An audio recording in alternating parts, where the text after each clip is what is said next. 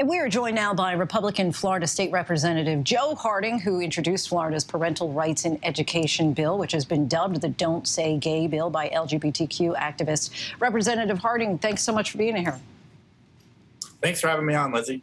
So I want to quote from the bill, which says that lessons on, quote, sexual orientation and gender identity may not occur in kindergarten through grade 3 or in a manner that is not age appropriate or developmentally appropriate for students in accordance with state standards. What are you concerned is happening in kindergarten through 3rd grade classrooms that this bill would stop?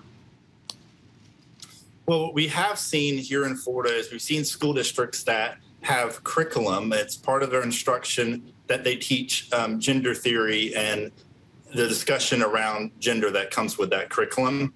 We have seen that in school districts in Florida. There's also some school districts that actually have questionnaires that they do with children.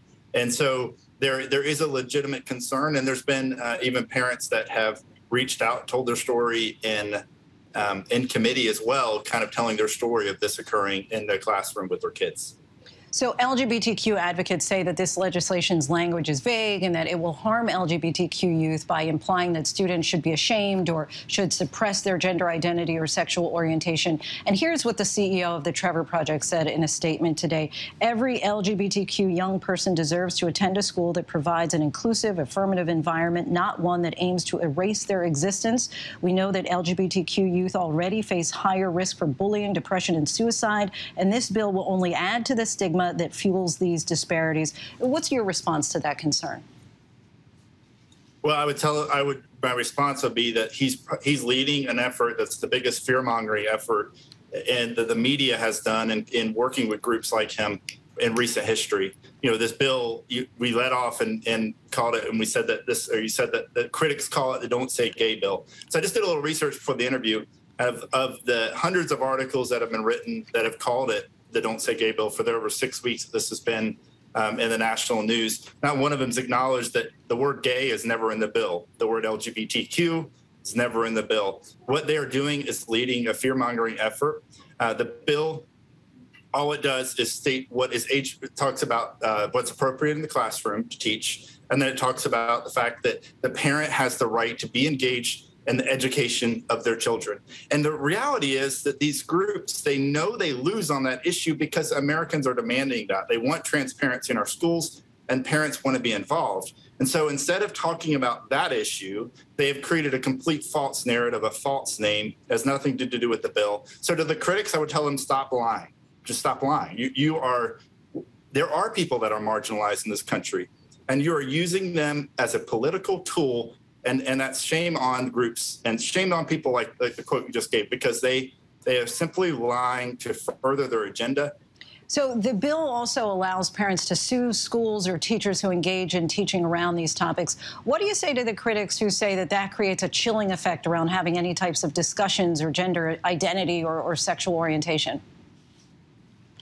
So, Lindsay, what the bill does is it allows school districts to sue if the school district is making changes, critical, so quote from the bill, making decisions, critical decisions that affect the student's mental and physical well-being. And so we're not just saying blanket they can sue based on they don't like something. What we're saying is when the school district makes decisions for a child and doesn't include the parent, that the parent should have an ability. And I'm just curious if the bill addresses in particular a student who might bring it up, right, who might have questions about their sexuality that rather than talk about it at home for whatever reason, they might decide to talk it among classmates or a teacher at school.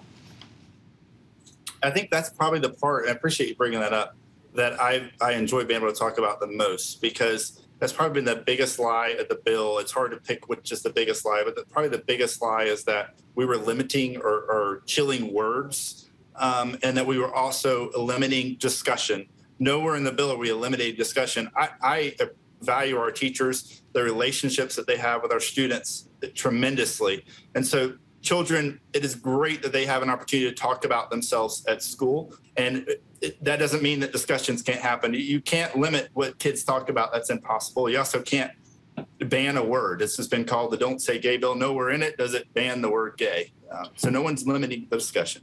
And just for my own understanding, so I just want to make sure that I'm understanding it correctly, that one of those changes that you're talking about, an example would be a questionnaire where a child has to fill out their pronoun or their sexuality or how they identify, correct? Yeah, that's a great example. That is one of the examples that we have seen where one of the things, there is a questionnaire where the student has the ability to change their name, to change their pronoun that is used at school. And on that form, they are able to say that they do not want their parents to be engaged. They don't have to say why. The teacher doesn't have to do anything to understand why. They can just simply decide they're going to call the student by a different name at school because that's what the student wants. Florida State Representative Joe Harding, we thank you so much for your time. I appreciate you coming on the show. Thank you. Hi, everyone. George Stephanopoulos here. Thanks for checking out the ABC News YouTube channel. If you'd like to get more videos, show highlights, and watch live event coverage, click on the right over here to subscribe to our channel. And don't forget to download the ABC News app for breaking news alerts. Thanks for watching.